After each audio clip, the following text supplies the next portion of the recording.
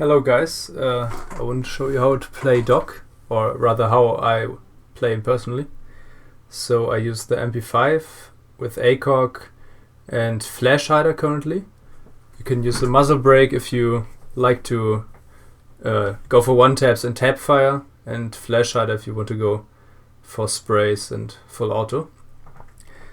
And I use the revolver because if my MP5 is out of ammo, I like to just go for body shots, and the revolver does a lot of damage. The other one is better for headshots, the pistol, I think. And I use barbed wire because it helps the team, and yeah, it's a pretty strong gadget. You also have the bulletproof cam, which can be helpful as well. Like you can be a budget maestro with it. Yeah, but I prefer barbed wire. And I think Doc is a very good solo queue defender because he can heal himself up, and he's a very selfish operator, but he can of course be used for the team as well. And because Doc is a free armor, he is of course less mobile than other defenders like Jäger or Vigil, who are very good for roaming, but Doc is a very good roamer as well, I think, but more for shallow roams, like lurking close to the objective, or at least not deep roaming. You can of course still do deep roams and anchor with him, but I personally like to play him as a lurker because he has very little utility compared to other free armors like Echo, Maestro and Kaid. Rook of course has also not much utility, but they're good defenders anyway. So I think Doc is a fragger and not really an anchor or something. Yeah, it's often misunderstood because in the early seasons he was one of the default anchors, but now that Maestro and Echo and stuff have been added, there's really they are much better anchors in my opinion. And because Doc has so little utility, he's expendable, kind of like Ashe is on attack, so he can do his own thing and go spawn peeking and roaming. He cannot deny the plant, for example, so you also see in Pro League a lot of roaming or shallow roaming with Doc and Rook because of the low utility. And here you see me heal up from very little HP almost to full HP. So here you can see the power, especially in solo queue. And here I heal a teammate as well in a clutch situation, which is very, very helpful as well. And he's the only operator who can revive from a distance and very fast. So that's very nice. He can also overheal himself and others. And a little known fact, but very powerful in my opinion, is that you can overheal yourself to 140 HP and then jump into a Claymore and survive without Rook armor and still have like 25 HP and can continue going for the kill, even with no Rook armor on. So that's very strong. And now I want to show you how I play Doc. Here I crack the windows for the runout if they're standing at the window towards CCTV. But so I prep the windows. Now I go downstairs, look if someone rushes maybe here into the bar. So of course you have the ACOG for these nice tight angles and can really challenge attackers with it, unlike other defenders like Valkyrie or something. It's not that wise. So I hear someone crack the door, and then I realize he went into stockroom. I try to flank him, and I watch. And I try to hit the barricade without him noticing. I try to time it with the Thatcher EMP grenades, but I fail. So I go loud and he's on the drone. I got lucky. And another one, I pre-fire him, so that's a nice double kill. And then I see the shadow and down him. And I'm gonna finish him with a revolver. And I'm gonna pre-fire the window because there could be something. Yeah, and it's a nice one tap. So you can see the revolver was pretty useful.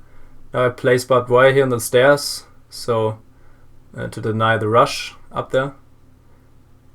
That's how I do a prep phase. Take rook armor in between. Barbed wire there is always good. Yeah, and of course Doc is a very good spawn peeker. Doc and Rook are my go-to spawn peekers because of the ACOG and the low utility. Here's an important reinforcement, of course. And I really like to spawn peek on this big window because you actually have the advantage against the attackers. You have the high ground, and yeah, let's see how to play this. I try to pre-aim these angles above the wall, and there on the left in between the windmill is a nice spot where attackers try to counter you.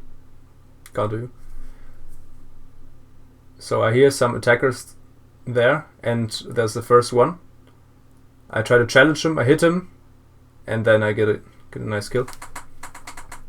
Yeah, so on this side, on Chalet, I like to place barbed wire here. And double door is always very important. At least one barbed wire is good here. And then take the rook armor. If you have rook armor and your Doc, you have so much health, potentially. Yeah, and the hedge is always important. But more important than this is spawn peeking. So the other one, my teammate, will reinforce this. And I like to crack both windows so the attackers don't know exactly where I'm peeking from. And if you lay like this, you can see the attacker before he can see you, if only for a split second. Yeah. Yeah, I don't re-peek on the same head height, so I stand up. Yeah, and he doesn't challenge me anymore because I have a pretty strong position and he doesn't get greedy. Yeah, so Chalet is a nice map for spawn peeks, and yeah, he gets greedy and I flick him. So this master bedroom here is very important to hold, and there's another one contesting me, so I pre-fire him and I can always heal myself back up because I'm Doc, and that's very nice. So I can go to full HP, or almost, instead of like 50 HP. There's someone challenging, so I pre-fire the wall and shoot the drone, and I'm playing it safe, holding a tight angle. He has some pre-fires, and because of my ACOG I can challenge middle distances even against the Blackbeard. Yeah, and he gets headshotted, so.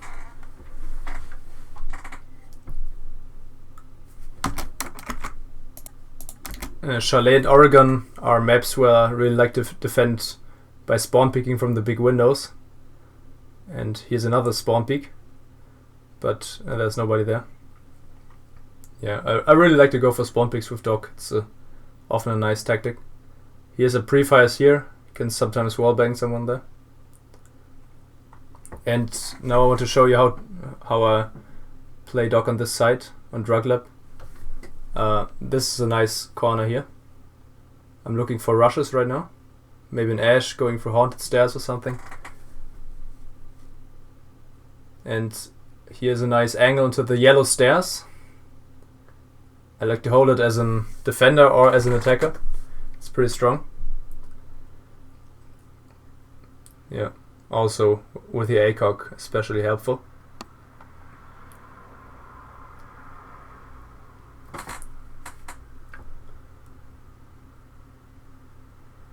So I'm gonna go back to my spot here.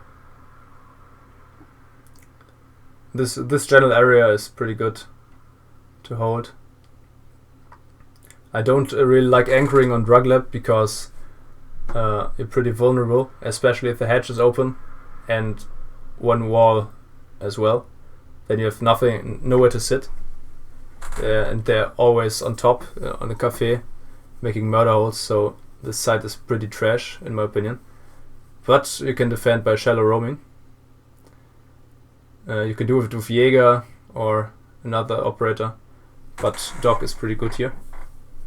I look for the stairs because they're already on top, and I can watch the stairs, the lobby from here, and also the bathroom,